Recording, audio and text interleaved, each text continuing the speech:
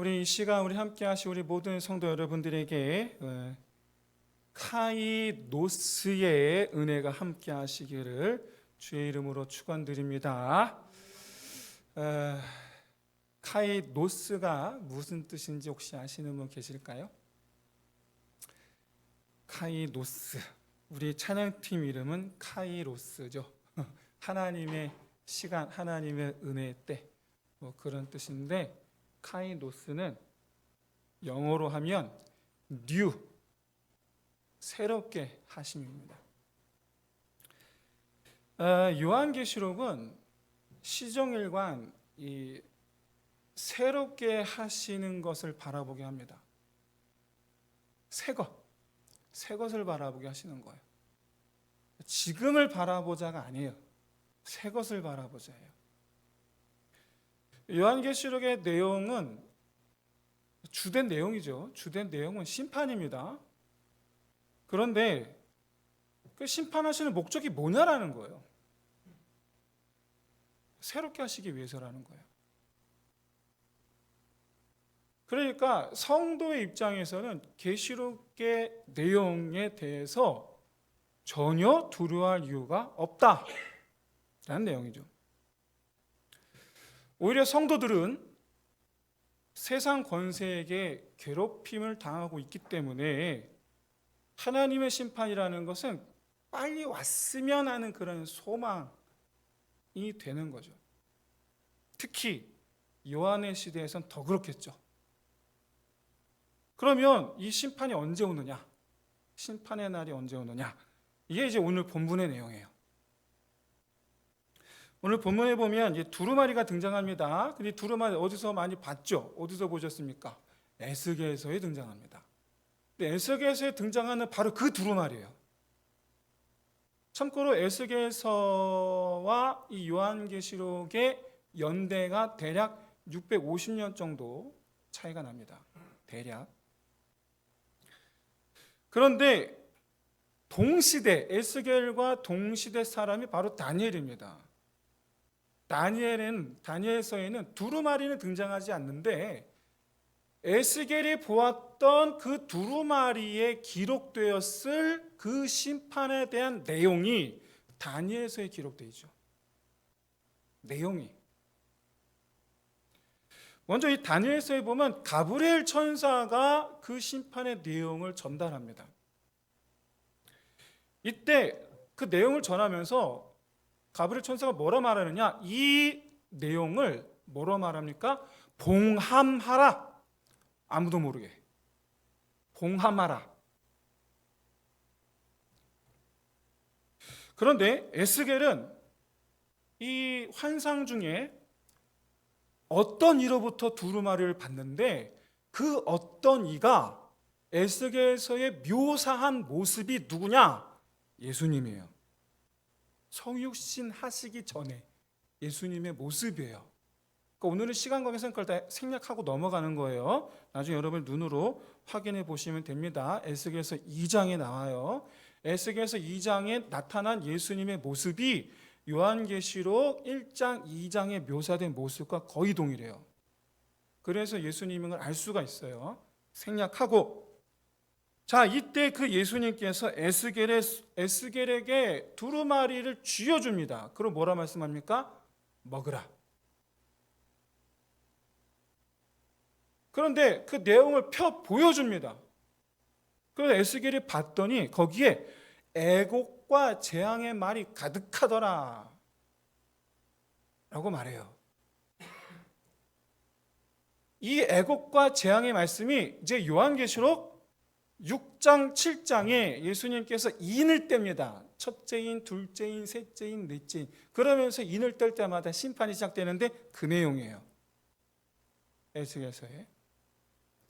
그러니까 구약에서 다니엘서와 에스겔서를 종합하면 이미 650년 전에 마지막 심판에 대해서 이미 예언을 하셨었는데 그 내용을 기록한 두루마리를 아무도 모르게 봉함하라 라고 하셨었는데 650년이 지나 요한에게 그 두루마리를 다시 보여주시면서 이제는 그 두루마리를 완전히 펼쳐 보여주시기 시작합니다.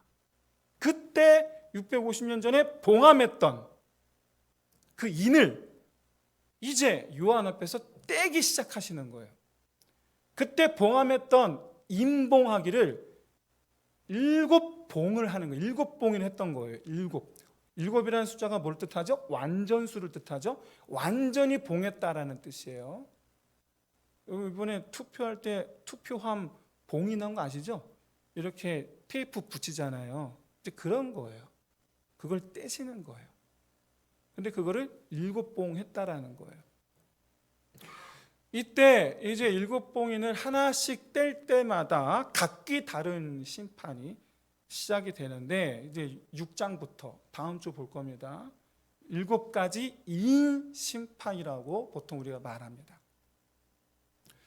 근데 요한계시록에는 이인 심판만 있지 않아요. 이인 심판, 나팔 심판, 대접 심판, 3가지가 등장하는데 각각 7가지로 나타납니다. 그러면 하나님의 심판이 총 21개냐? 아니에요. 이에 대한 자세한 내용은 다음 주에 살펴볼 것이기 때문에 더 이상 설명은 생략하고, 일단 결론만 말씀드리면 순서와 상관없이 그냥 온 세상에 임하고 있어요. 왜냐? 다시 말씀드려요. 순서가 아닙니다. 첫째인, 둘째인, 셋째인이라고 그렇게 묘사는 하는데 이게 순서가 아니에요. 다시 말씀드리지만 중요한 것은 오늘 본문에서 요한이 본 환상 중 예수님께서 인을 뜯기 시작하셨다라는 거예요. 그러니까 심판이 시작이 됐다라는 거예요. 이게 중요한 거예요. 이게 언제? 예수님 요한의 시대에 이 심판이 시작이 돼서 지금도 계속되고 있는 거예요. 이게 우리 어떤 의미냐? 한눈 팔 때가 아니라는 거예요. 지금 한눈 팔 때가 아니라. 여러분, 만약에 지금 우리나라에 이제 화산이 있죠. 2개, 유명한 화산 2개가 있습니다. 위아래로 있죠. 한라산, 백두산. 지금 쉬고 있는데 이 한라산, 백두산이 만약에 활동을 시작했다가 하면 어떻게 될까요? 우리가 알기로 백두산이 시작한다 그러면 백두산의 화산재가 우리나라 전체를 덮는다고 하던데, 아마 우리가 온통 신경이 일하다가도 아마 우리 눈에 화산재가 보이기 시작한다면 온통 신경이 거기 갔을 거예요. 그런데 예를 들어서 여기 불악산이 알고 봤더니 이게 화산이었어. 근데 이게 터지기 시작했네? 그럼 우리 어떻게 될까요? 우리 아마 정신 못 차릴걸요? 우리는 아마? 실제로 근데 일본에서 그런 일이 있었죠. 최근에 2주 전에 영상 한번 보세요. 시커먼 잿빛 연기가 하늘로 치솟고 있습니다. 일본 규슈 가고시마현에 위치한 사쿠라지마 화산인데요. 이런 분화 모습은 지난 15일부터 포착됐습니다. NHK에 따르면 한때는 분연이 화구로부터 3,500m까지 치솟기도 한 것으로 확인됐어요. 이 과정에서 직격 수십 센티미터 이상의 큰 화산석이 분화구에서 800에서 1,100m 떨어진 지역까지 날아갔을 정도였는데요. 특히 20일 현지 조사에 의하면 화산가스의 하루 방출량이 무려 10,000톤가량에 달했다 합니다. 또 24일에는 총 135회의 분화가 발생했고 이 중 73회는 폭발적인 분화로 확인됐다고 하는데요. 현지 보도에 따르면 한 50대 여성은 운전할 때 화산재 때문에 앞이 보이지 않을 정도였다고 말했어요. 가고시마 기상대는 화산 내부에 마그마가 계속 차오르면서 산이 부풀어 오른 상태가 이어지고 있다고 설명했는데요. 앞으로도 많은 화산재를 동반한 분화가 계속될 가능성이 크다고 밝혔어요. 화산 터질 때 밑에 마을 있는 거 보셨습니까? 사쿠라지마. 아까 보셨죠? 5월 15일이에요. 그러니까 지지난주예요. 지지난주. 138회 터졌답니다. 2주 동안. 도대체 그 2주 동안 저 마을 사람들 무슨 생각을 하며 지냈을까요? 도대체. 여러분, 일본에는요 800만이라는 잡신이 있다고 합니다. 그리고 숫자가 정확하지 않은데 대략 30만 개의 신사가 있다고 합니다. 가서 기도하지 않았을까요? 만약에 우리 눈에 하나님의 심판이 확실하다라고 생각되는 그 현상이 우리 눈에 보인다라고 하면 우리는 아마 분명 정신 차리고, 여러분 지금 직장 가게 생겼습니까? 지금 일하게 생겼습니까? 지금 기도해야지. 주님 말씀하신 것처럼 아마 깨어 기도할 거예요. 저 어디 가서 지금 술 마시게 생겼습니까? 지금? 근데 제가 지난 50년 동안 살면서 최소 우리나라에서만큼은 하나님의 심판이라고 생각될 만한 그 어떤 현상도 제가 본 적이 없어요. 본 적이 없어요. 근데 우리가 몰라서 그렇지 전 세계적으로 계시록에 기록된 인심판, 나팔심판, 대접심판의 내용들이 번갈아 가면서 시대를 막론하고 예수님 이후로 지금까지 2000년 동안 번갈아 가면서 또는 동시다발적으로 또는 간헐적으로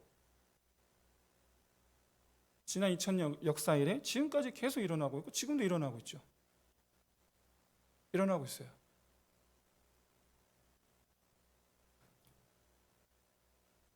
이 심판 내용들은 이제 우리가 다음 주 이제 살펴볼 내용이고, 중요한 건 오늘 말씀에서 지금 중요한 건 심판이 이미 시작이 됐다, 진행 중이다라는 거예요. 체감이 안 돼서 그렇지. 근데 이 심판이 2000년째 진행 중이다라는 거예요. 지금.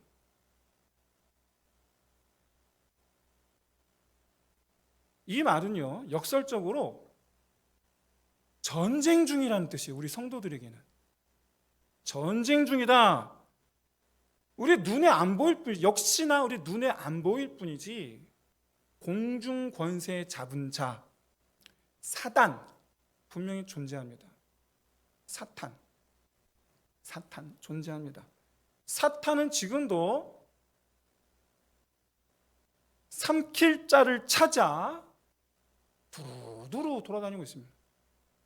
지금도. 여기서 여러분 사탄이 삼킨다라는 의미가 뭡니까? 무슨 뜻입니까? 하나님으로부터 완전히 끊어진 사람이 되게 만든다라는 거예요. 영원히 하나님을 모르는 사람이 되게 하는 것. 영원히 하나님을 부정하는 사람이 되게 하는 것. 영원히 하나님을 인정하지 않는 사람이 되게 하는 것. 그래서 여러분 주님 말씀하시는 거예요. 깨어 기도하라고. 누구에게? 성도에게 말씀하시는 거거든요.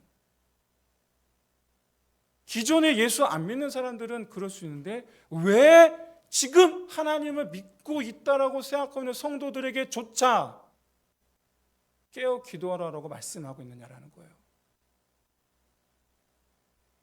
성도들 역시도 교회 다닌다 할지라도 사단에게 삼켜질 수 있기 때문이에요.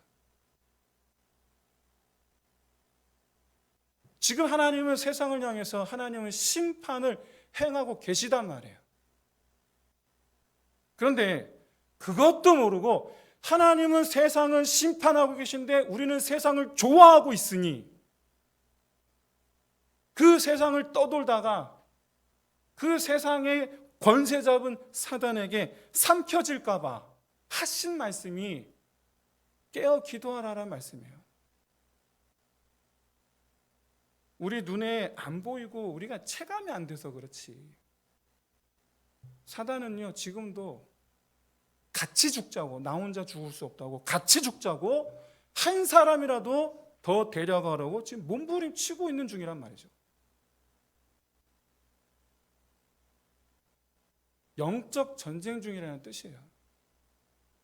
지금 현재. 바라기는 넌 정말 주님 말씀하신 대로 깨어 기도하여 승리하시기를 주의 이름으로 축원드립니다.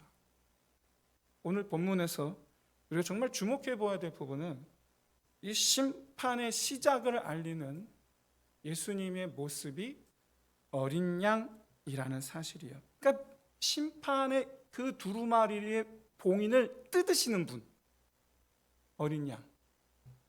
근데 여기 5절에 보시면 보좌에 앉으신 하나님의 오른손에 들린 두루마리를 과연 누가 펼치겠느냐 라고 천사가 외쳤을 때 그분은 유다 지파의 사자다 라고 말씀하시거든요.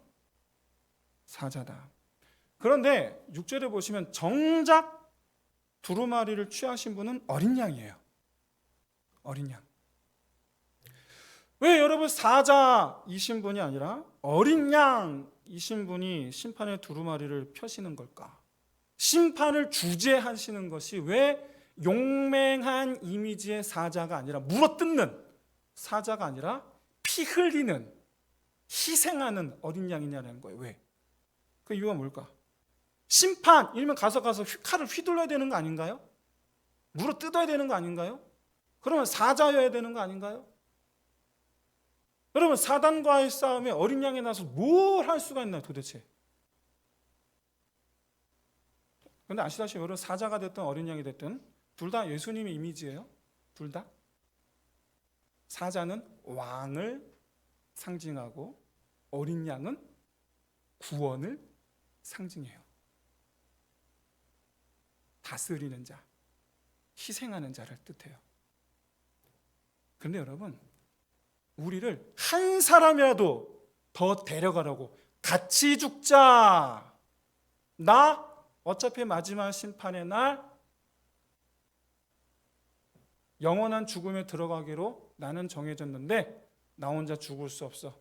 같이 죽자 하고 들러붙는 사단마귀의 그 계략을 깨뜨린 것, 그 계략을 무효가 되게 한 것은 사자가 한 일이 아니고 어린 양으로서 하신 일입니다. 사자로서 하신 일이 아니에요. 마귀의 계략이 뭐예요? 하나님의 형상으로 지음받은 사람을 죽음의 권세 아래 묶어서 자기 닮은 자 만들어서 하나님 닮은 자가 아니라 자기 닮은 자 만들어서 자기 따라서 죄 짓게 만들고 자기 따라서 죄 짓는 거 좋아하게 만들고 자기 따라서 하나님께 불순종하는 거 좋아하게 만들어서 자기와 같이 지옥불에 들어가게 만드는 거, 한마디로 얘기해서 자기가 시키는 대로 움직이게 만드는 거, 자기 종 삼는 거 아닙니까? 그게 마귀의 계략 아닙니까?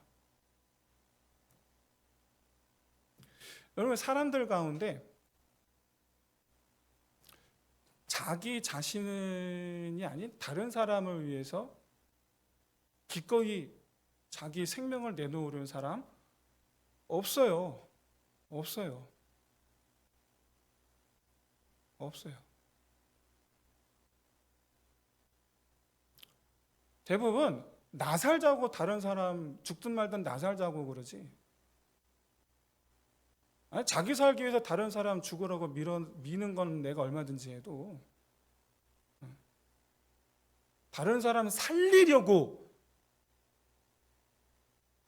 내가 대신 절벽에 뛰어내는 사람은 없어요. 자기 살려고 다른 사람 죽이는 사람은 참 많죠. 가장 대표적인 사람들이 예수님 시대 대제사장, 바리새인, 서기관들 아닙니까? 자기들 살자고 예수님 죽였잖아요. 여러분 하나님을 믿는다고 하던 사람들이에요. 대제사장, 바리새인, 서기관들, 소위 하나님 믿는다고 하는 사람들인데 정작 자기들이 죽을까 하여 예수님을 죽인 사람들. 그만큼 여러분 사람은요 자기의 죽음에 초월한 사람 아무도 없어요. 왜 그러느냐? 그만 사단이 죽음의 권세를 쥐었지 않습니까? 그래서 사람들로 말미암아 죽음을 두렵게 함으로 죄를 짓게 하는 거예요. 근데 안타깝게도 자기 살자고 다른 사람을 죽이기 때문에 결국엔 심판받고 죽어요. 근데 이제 하나님께서 사람을 구원하시기 위해 어떻게 하면 좋을까? 이 문제를 해결하기 위해서 어떻게 하면 좋을까? 그 문제 해결의 열쇠가 바로 여기 이 사단이 쥔 그 죽음의 권세를 무효로 만들자 하여 세우신 계획이 어린 양 십자가 사건이죠. 죽음이 아무것도 아니게 만들면 된다는 얘기예요. 죽음이 아무것도 아니게 만들면 어떻게 하면 됩니까? 다시 살면 되는 거예요. 믿으십니까? 다시 살면 되는 줄로 믿습니다. 다시 살 줄로 믿습니다.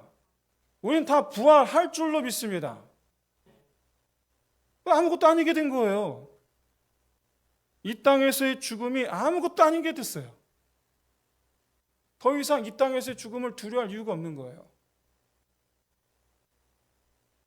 모든 사람은 이 땅에서 죽을 맞이합니다. 그러나 거기서 끝나지 않고 다 부활하죠. 그런데 이 부활을 모르기 때문에 이 세상에서의 죽음이 두려우면 하나님 아닌 것을 의지하고 자기 살자고 자꾸 하나님과 다른 사람에게 죄를 범해요. 그리고는 결국엔 죽을 거거든요. 그런데 부활할 거란 말이죠. 그런데 부활해서 어떻게 됩니까? 두 번째 죽음으로 들어가죠. 그 두 번째 죽음은 영원한 죽음이죠. 영원한 사단의 노예가 되는 거죠. 여러분, 이 죽음의 고리를 끊어버리기 위해서 죽으심으로, 죽으사 부활하심으로, 그래서 그 영원한 죽음에서 우리를 건져내신 분은 사자 예수가 아니고 어린 양 예수죠. 여러분, 사단의 100년 대계도 아니고 1000년 대계도 아니고 만년 대계도 아니고 영원 대계, 우리를 영원히 종삼으려는 사단의 영원 대계를 무너뜨리신 것은 사자 예수가 아니고 어린 양 예수예요. 나중에 이제 우리 17장 그리고 20장, 21장 가면 아마겟돈 전쟁이 등장합니다. 이때 예수님께서 등장하시는데 이 아마겟돈 전쟁에 대한 우리의 상상이 예수님께서 백마 타고 나타나시는데 사단을 향하여 검을 휘두르고 천사 군대가 나타나서 사단의 군대와 싸우는 이런 걸 여러분 상상하시는지 모르겠는데 실제로 제가 옛날 어릴 때 만화책 봤는데 아마겟돈 전쟁 싸우는 거 나타나더라고요. 아닙니다. 그런 어떤 아마겟돈 전쟁은 그런 게 아니에요. 아마겟돈 전쟁을 묘사한 곳 17장이 아니고 16장, 19장, 20장인데 특히 이 19장에 예수 그리스도께서 백마 타고 나타나시는 장면 19장 15절 말씀 거기서 뭐라 말씀하시느냐? 그의 입에서 예리한 검이 나오니 그것으로 만국을 치겠고. 이게 무슨 말씀이냐면 그냥 선포하실 뿐이에요. 그냥 백마 타고 나오사 그냥 선포만 하실 뿐이에요. 근데 문제는 이때 등장하시는 예수님의 모습이 사자 모습이 아니고 어린 양의 모습이에요. 이때.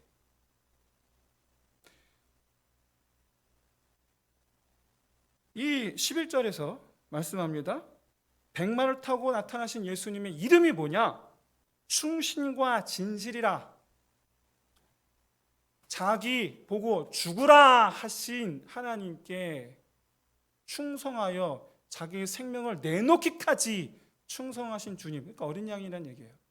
죽으신 예수님 뜻해요. 죽기까지 충성하신 예수님. 13절에서는 뭐라 말씀하느냐? 피 뿌리는 옷을 입으셨다. 그분은 피 뿌리는 옷을 입으셨다. 우리가 아까 찬송가 불렀죠? 여기 피 뿌린 옷, 어린 양이에요. 어린 양. 그런데 그 피 뿌린 옷의 이름이 또 하나님 말씀이야. 자, 이 말씀 무슨 뜻이냐? 구원이죠. 내가 너를 피 흘려 샀노라 라는 구원의 말씀이죠.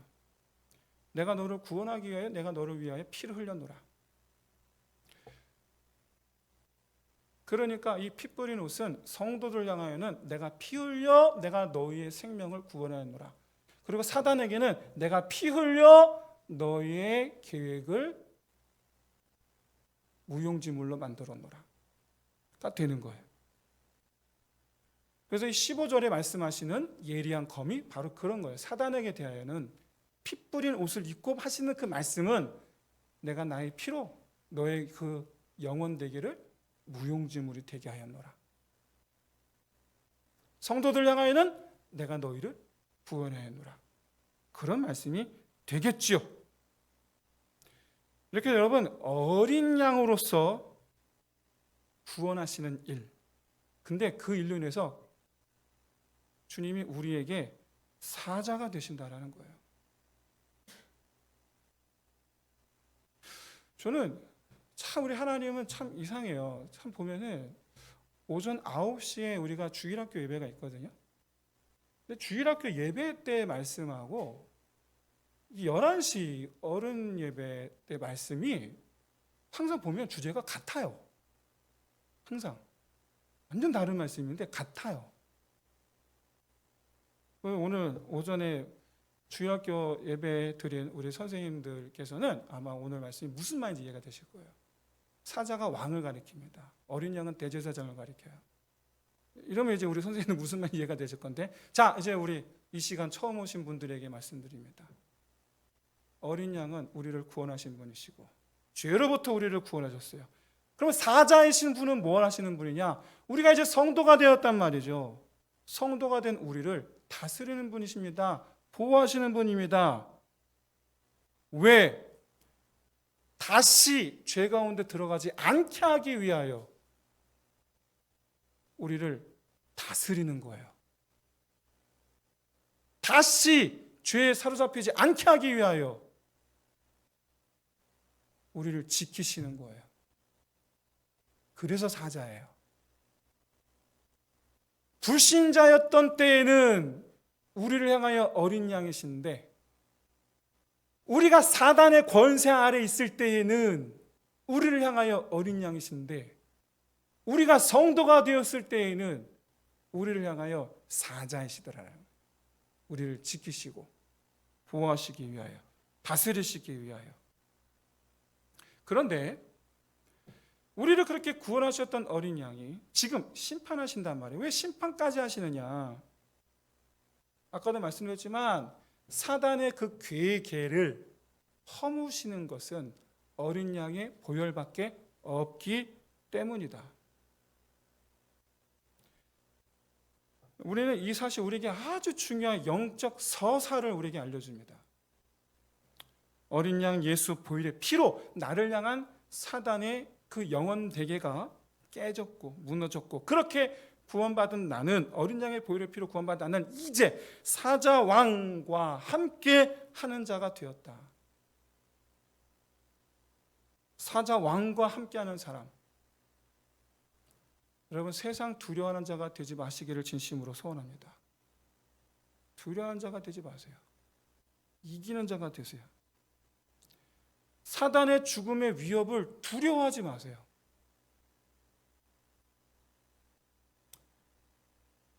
저는 회사 다니면서, 회사 생활하면서 수많은 어떤 불의에 대한 미혹, 유혹, 협박으로 말미암아 거기에 협조, 방조, 방관하지 않으면 내가 죽을까 염려하는 그리스도인들, 결국엔 협조 또는 방조 또는 방관 하게 되는 모습들을 많이 봅니다. 죽을까 해요. 그럼 두려워하지 마세요. 죄와 함께 하지 마세요.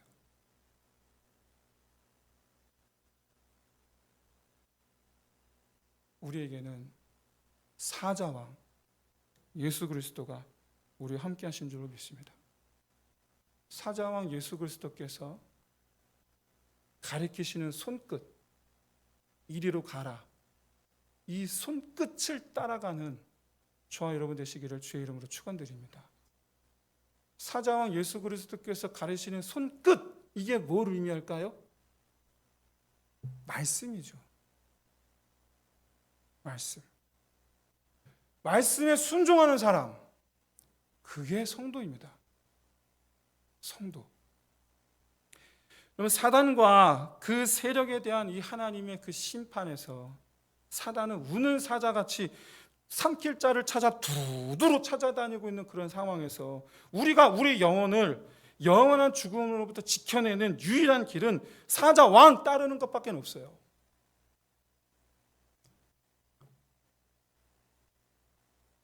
설령 여러분 신앙 때문에 우리가 죽임을 당할지라도 가봐야 죽임당해 가봐야 보좌 있는 하늘교회 또 부활이 있고 또 새하늘 새 땅의 주인공이 되는 것 변함이 없는 줄 믿습니다. 그런데 죽음 권세 잡은 그 사단 때문에 그 위협 때문에 이 세상의 죽음이 두려워서 결국엔 그래서 신앙을 버린다면 그 순간 모면할지 몰라도 어차피 결국엔 죽을 것이요. 그렇게 해서 가봐야 유황불이요. 부활했어도 사단과 함께 다시 영원한 유황불 주인공이 되는 것밖에 더 있습니까? 그런데 여러분 신앙 때문에 생명의 위협을 받을 일이 없는 이 평화로운 대한민국에서 살아가는 우리는 신체적 위협이 전혀 없기 때문에 그래서 신체적 죽음의 위협은 없지만 과연 이런 우리를 사단이 가만히 두고 보겠습니까? 아니에요. 절대로 아니에요. 영적 죽음으로 우리를 인도하려고 하나님으로부터 우리를 서서히 떼어놓기 위한 만 가지 전략으로 우리를 위협하고 있다는 것을 여러분 깨어 볼 수 있으시기를 진심으로 소원합니다. 여러분 그 사단의 만 가지 전략 중에 가장 효과적으로 첫손 꽂는 전략 한 가지 게으름이에요. 게으름.